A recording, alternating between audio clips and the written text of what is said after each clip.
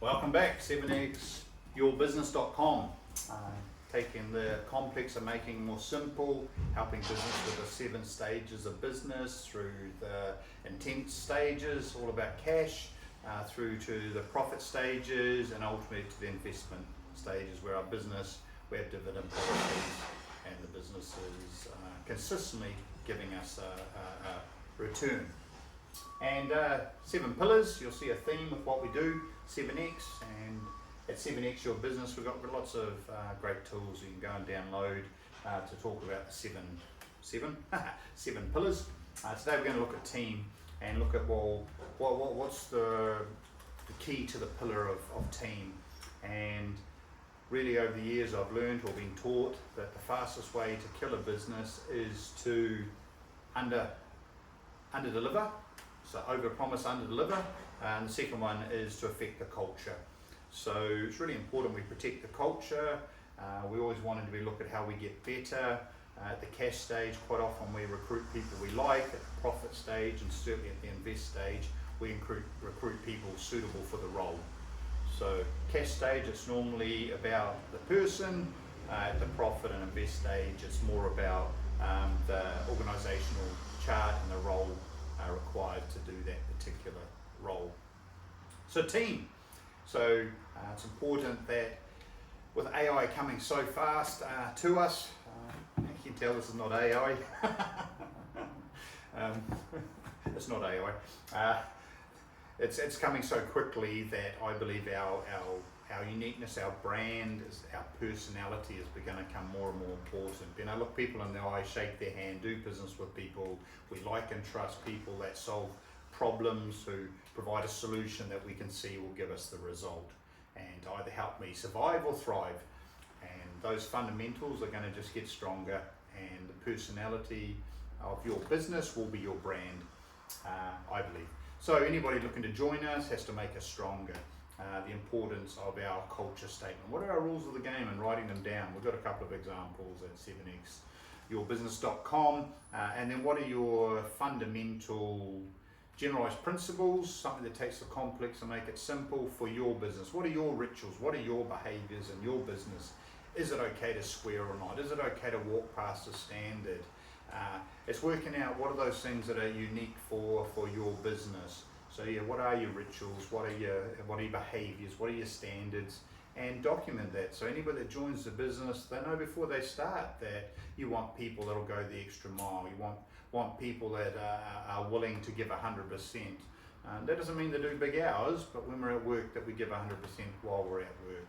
We want people that are going to not have a dose of the I knows. One of the most dangerous things in learning and in business is a dose of the I knows.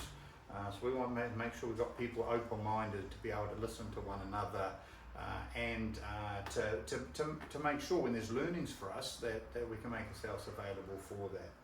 So really the key to the team pillar is there was a survey done of 1.5 million people in the States probably 20 years ago now, and it looked at the top 10 things that people wanted. Now at that stage money wasn't in the top 10. Now it's really important, especially depending on the market. New Zealand's market, we had a tough year last year. 24 was survived to 25, and then 25 really belonged to the people that were out there driving it, looking for wallet share, not market share, being the generalists, the ones that were working on being not just a specialist in their field, but a generalist and being better at everything. So the survey showed the top 4 things were consistent, and money did moves up and down these depending on cost of living and things like that. And also people do want to earn plus or 10% minus of their identity.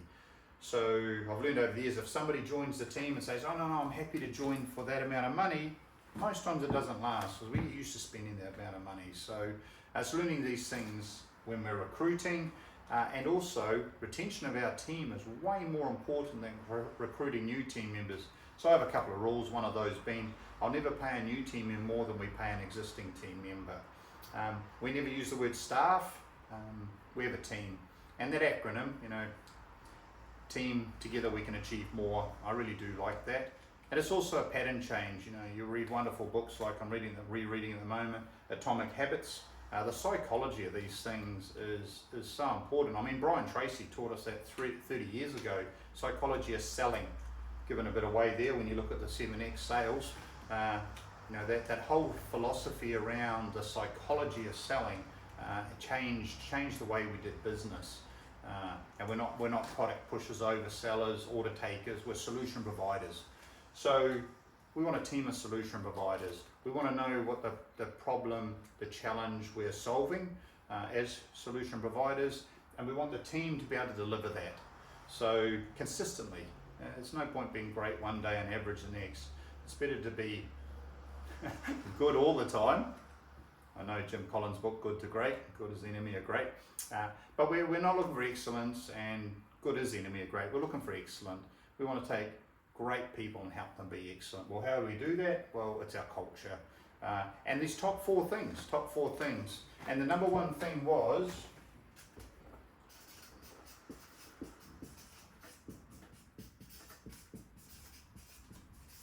number one, let me know what's expected of me. And ideally, 3 or 4 KPIs that really help me understand how I'm doing. Making sure that we have, you know, at least 3, ideally 4 appraisals where you sit down with your boss, or you sit down with me as your boss. And we've got some wonderful tools that are built on this to help us understand a form that the team member fills out. They bring it to the meeting. It's a document to help the conversation, and it really does start off, how well does somebody know what's expected of them. So number one thing that people wanted, you know, let me know what's expected of me. Number 2,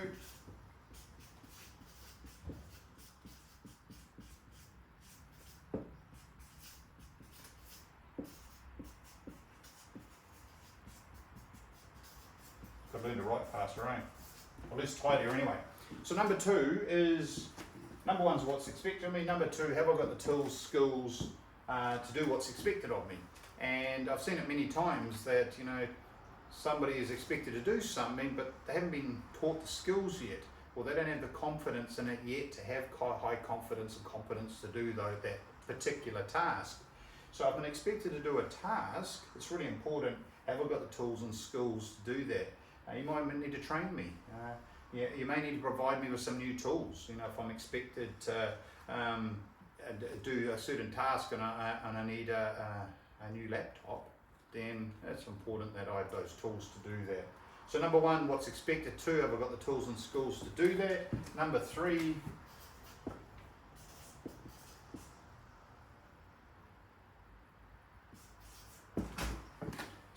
is appreciation and recognition from around you.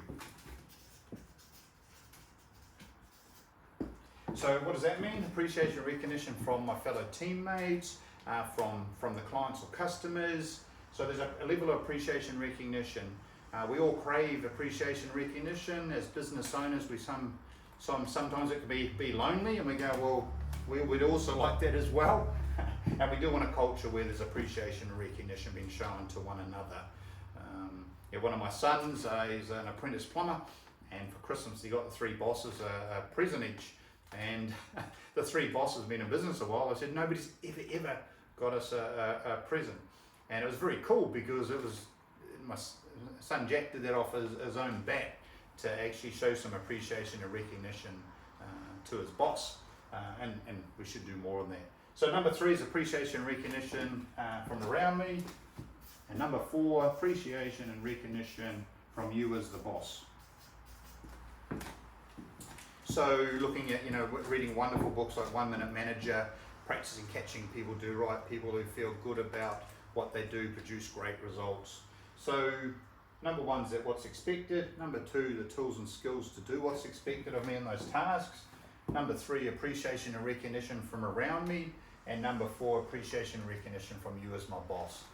And as a general, if we can cover these 4, we got 80% of it covered. And perceived indifference is the number 1 reason that clients, customers leave, and it's also perceived indifference is the number 1 reason why team members leave. Not necessarily reality, it's a perception that you don't care, a perception I'm not developing in my career fast enough, a perception I should be paid more, a perception I should get a van. It's a perception thing. So being able to have open and honest communication and appraisals every 90 days, timed in with your 90-day plans is a great way to link those together, so that you can get that feedback. You can give feedback to one another. And it's a very powerful tool, and as your business scales, then you don't necessarily have to be in all the appraisals. It can be a team leads, or it can be a general manager, or it can be a role that can do those appraisals.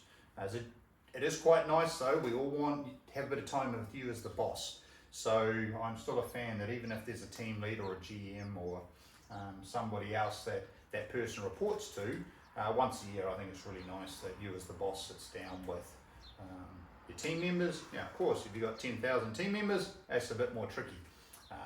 And I do love the village concept. As a general rule, we can have an emotional relationship with 7 to 11 people, and hence in organisational charts, they really shouldn't have more than, I like the number 7, as you know, they really shouldn't have more than 7 direct reports as a general rule to create the village concept.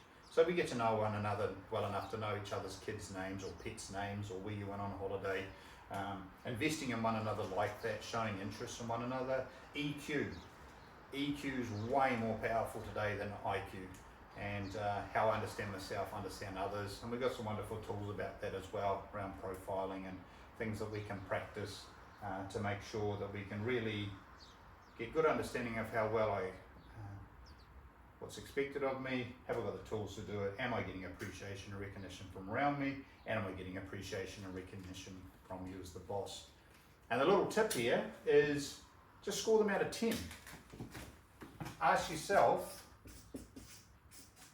ask a team member, out of 10, 10 being you got great clarity, 0 you got no, how well do you know what's expected of them? And if they say, oh, it's a 7, you go, okay, what do we need to do over the next 90 days to make it an 8?